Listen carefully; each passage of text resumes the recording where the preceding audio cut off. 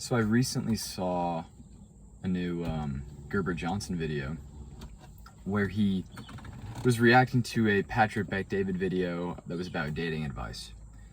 You know, and I always find it very funny because once you know a couple things about somebody, you can basically know the rest of their beliefs or what they believe on any given topic. That's because you can kind of like get at the core, the foundation, of their ideology, of their philosophy, and they'll usually reuse that over and over and over again. So Patrick Bet-David basically says, he says some good things, some stuff like trying to be nice, but of course he is kind of disconnected. So there's not much you can do about that. But he's talks about, the price of dating has gone up. This, that. There's less. I don't know if he said this explicitly, but there is literally less, young single women than young single men. Many different reasons. But what's his solution for that? It's obvious when you think about what he believes. It's you gotta get better, dude. You gotta work harder. You gotta improve your situation, your status, your looks, your this, that, right? And of course, I'm not gonna say that that's bad advice.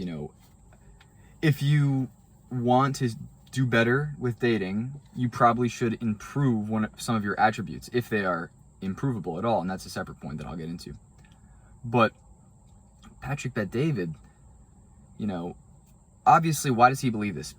Because he's a very individualist person, like capitalist, like full-on Ayn Rand type of thing, and from there, obviously, they believe that the struggle is all within. It's individual.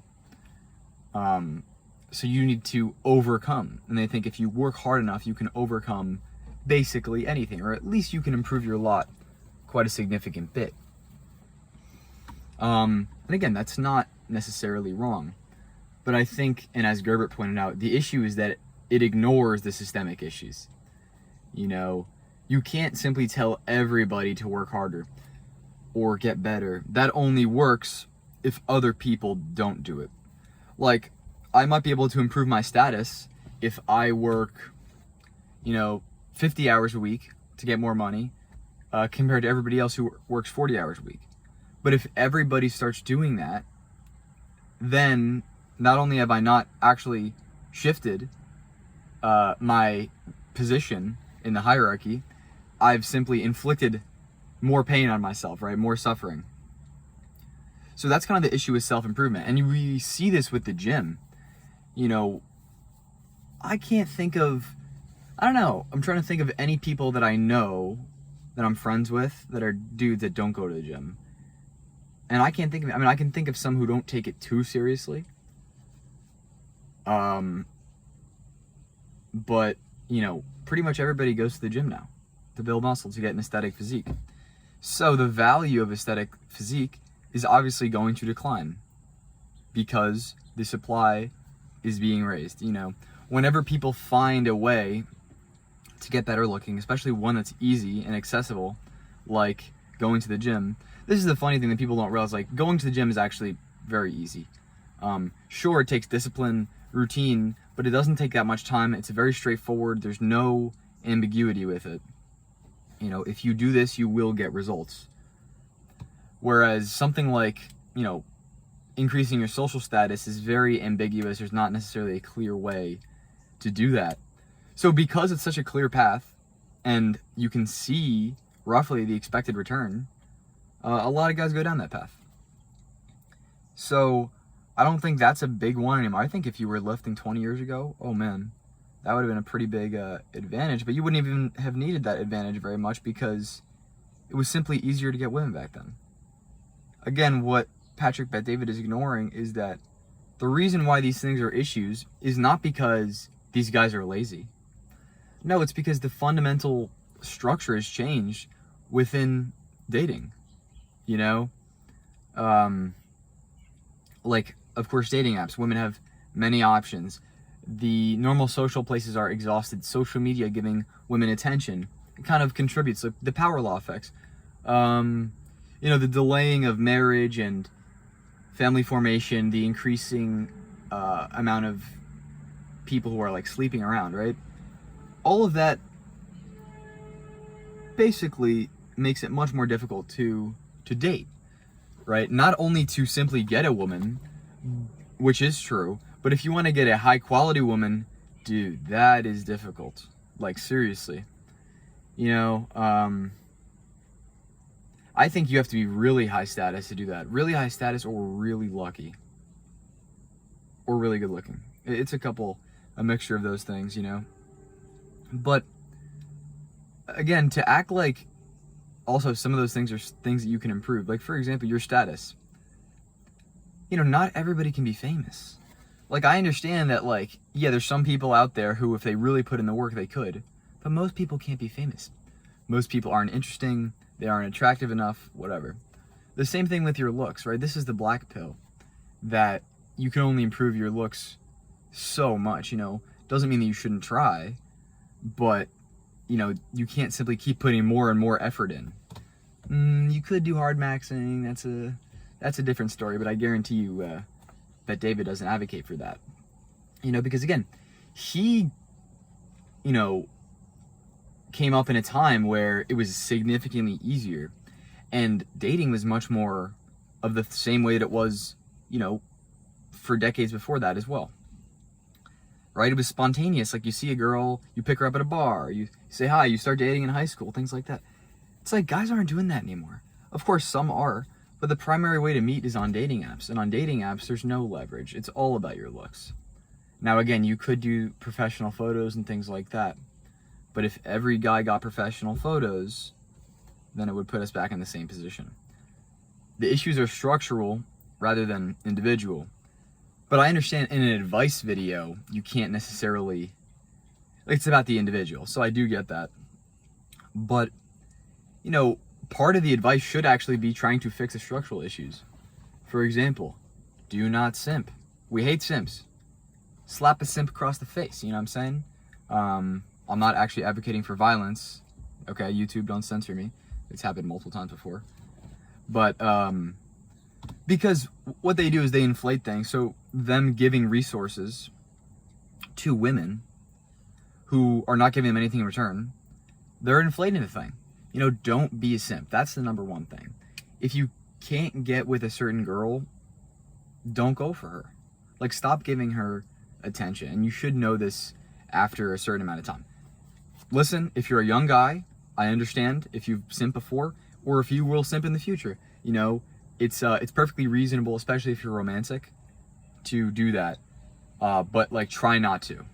You know, I'm not gonna blame you fully for it, but at the same time, you should actively be trying to understand your situation and not contribute to these issues.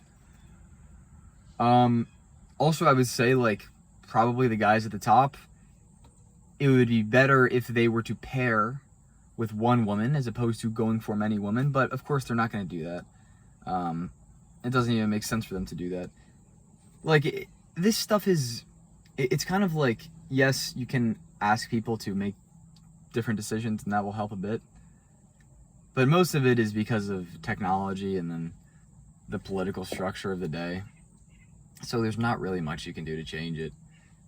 I mean, it's hard to even think of any sort of laws. I mean, there are some laws that would make things better, but I don't know how we ever get to the way things were before. Oh yeah, but back to the point where, let's say you even have the criteria that you want a girl who is a virgin, right? It's like, that alone, which was a very common criteria all throughout history, obviously, the vast majority of marriages all throughout history were like that. Even a good portion of marriages up until a decade or two ago were virgin marriages. But now, people will laugh at you in the face if you ask for that. I mean, seriously, it's happened to me before. They're like, oh, that's unrealistic. It's like, oh, thanks, dude. You know, that's the issue, is that the bare minimum is unrealistic today. Now, if you add certain things on top of that, like you want her to be attractive and you want her to have a good, you know, personality, Dude, oh boy, now you're getting it's like, they say beggars can't be choosers, but that shouldn't be like a begging position. It shouldn't be that hard to do something like that, and it wasn't throughout history. Again, like, I do think it's important to be somewhat realistic, but also somewhat idealistic. Not everybody can be with like Brooke Shields, but every guy should be able to have a beautiful mid, as they say, to call their own, and one that's loyal and things like that. And that's not possible at all in the modern environment. So, yeah, things are completely screwed in that way. But I'll tell you guys something. The other day, I was driving to the gym, or no, I was driving away from the gym, and I saw this girl, and she was riding her bike, and she had like dark-ish hair, kind of pale skin, and she was wearing these like jeans and a t-shirt, and she was like putting her hair up, waiting at one of those crosswalks to cross with her bike. And I was looking and I was like, damn, like that's a really nice girl. Like, she's pretty, you could tell she's kind of like sporty. Like, that's what I've always wanted to, is a sporty girl, not like a competitive one or an athlete. I don't care about that. I want one that's fun and down to do stuff, yeah, so that would be pretty cool. And it made me imagine, like, think about the people of the past. It's like you'd be on the boardwalk or something, and a girl be driving by with her bicycle, and something would happen, she'd like make a comment, and then she'd drive away, and the next day you see her again, you talk to her, you start talking to her, she has her friend group, you have yours, or whatever, and like, that was like a natural, spontaneous thing. And then you start dating her, and you have you're with her for the summer and everything. Like, that to me is so sweet, so romantic. And I could imagine that scenario, playing out 40 years ago or whatever with that girl. But nowadays, like, no, dude, that's not what happens. It's online, it's at parties, it's, again, mostly on dating apps. So you're kind of screwed in a lot of ways. Although, to be fair, girls without dating apps, when they don't download dating apps, they don't realize their full market potential. Like, they don't realize that there's hundreds and hundreds of guys who would swipe right on them in a day. So that's good, at least. Like, the information isn't fully out there. But at the same time, it still affects them, because, they see how other women get treated, they get likes on social media, things like that. So I think the best thing you can do as an individual is don't simp. And honestly, I would say, if you can't find a girl that meets your criteria, it is actually better not to settle, but to be by yourself. I know that's kind of out there, and it might even sound defeatist, but personally, and again, maybe it depends on the position, you're in, right? But I don't know, I kind of feel that what's noble about giving up?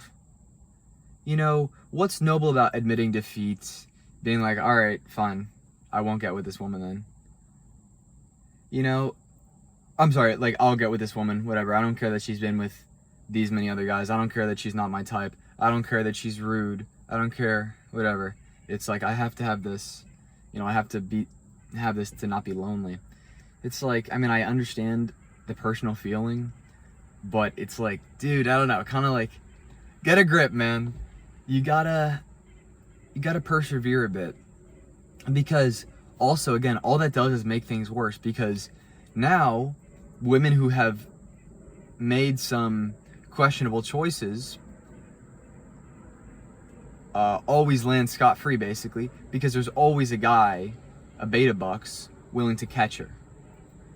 So she gets with the Chads in the meantime, then there's a beta bucks willing to catch her. If these guys suddenly stop, now again, I know that they won't, but we can at least try to get some of them to stop. If some of them stop, women will, the behavior might change, though again, maybe not, because all will happen is those women, when they can't land on a guy, they'll become resentful, and things like that. And also intersexual competition. Women generally aren't looking out for other women. They're against them. But like, I don't know, dude. I feel like it's kind of a battle. Like it's kind of a losing battle. Like for instance, if one of those girls lands flat on her feet with the beta bucks, she's gonna be telling younger women, she's like, oh my gosh, make sure to get with as many guys as possible, have fun, and then you can always settle down after, things like that. You know, I've basically heard that advice multiple times from women on reels and stuff that I've scrolled by, and it's amazing. You know, the Call Her Daddy podcast is the most popular podcast with women, and it's complete degenerate filth. All they do is talk about, you know, their previous, you know, boyfriends, their one-night stands, etc., etc. It's a gossip podcast, you know.